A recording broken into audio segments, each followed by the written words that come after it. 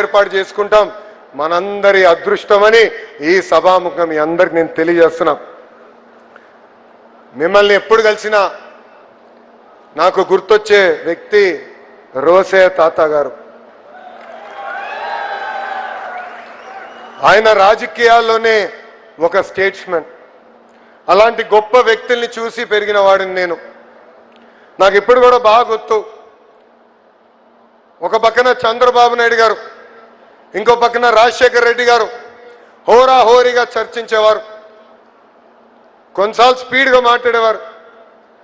కరెక్ట్గా next day పొద్దున 6ంటికి రోసే తాత గారు బాబు గారికి ఫోన్ చేసేవారు. ఫోన్ చేసి కొంచెం నిన్న చర్చ స్పీడ్గా వెళ్ళింది, ఈరోజన్నా చాలా ఓపికగా ప్రజల సమస్యల గురించి మాట్లాడదాం బాబు గారు అని చెప్పిన గొప్ప వ్యక్తి రోసే గారు. రాష్ట్ర విభజన తర్వాత ఆయన పుట్టినరోజు నాడు రోసే తాతకు ఫోన్ చేసేవాడు. ఎప్పుడు చెప్పేవాడు, తాత మీరు రాజకీయాల్లో లేని లోటు మాకు అనిపిస్తుంది, మిమ్మల్ని చూసి పెరిగిన వాళ్ళం, మీరు చేసిన రాజకీయాలు వేరు, మాకు దారి చూపించాల్సిన బాధ్యత అని పెద్దానికి చెప్పేవాడిని.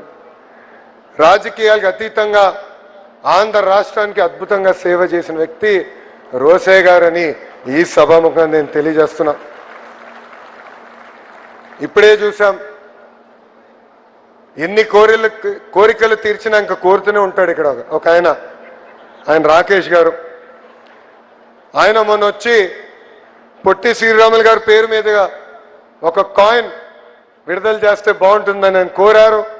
అది నేను కేంద్ర మంత్రితో ప్రభుత్వంతో సంప్రదింపులు చేస్తున్నా, త్వరలోనే అది కూడా చేస్తామని ఈ సభాముఖం ఆర్యవైశ్య సోదరులకి హామీ ఇస్తూ, యువగలంలో నేను హామీ ఇచ్చిన ఆ హామీని నిలబెట్టిన మా బీసీ సంక్షేమ శాఖ మాచ్యులు సవిత గారికి, మా రౌడీ రాకేష్ గారికి 10 రూపాయల దగ్గర నుంచి ₹1 కోటి వరకు విరాళాలు అందించిన తెలుగు ప్రజలకి, మా సిఆర్డి అధికారులకి, ఆర్యవైశ్య సోదరుల పెద్దలకి, ప్రత్యేకంగా అమరజీవి పొట్టి శ్రీరాముల కుటుంబ సభ్యులకి నా హృదయపూర్వక అభినందనలు తెలుపుకుంటూ, రాబోయే 12 నెలల్లో స్మృతి వనం, photo gallery, museum, mini theatre, auditorium, skill development centre యుద్ధ ప్రాతిపదికంగా దొండి రాకేష్ గారిని పూర్తి చేయాలని సభాముఖంగా కోరుకుంటూ, నాకు ఇంత అద్భుతమైన అవకాశం ఇచ్చిన మీ అందరికీ పేరు పేరున నా హృదయపూర్వక ధన్యవాదాలు తెలుపుకుంటూ మీ అందరి దగ్గర నుంచి సెలవు తీసుకుంటున్నాం. జై వాసవి, జై వాసవి, జై వాసవి.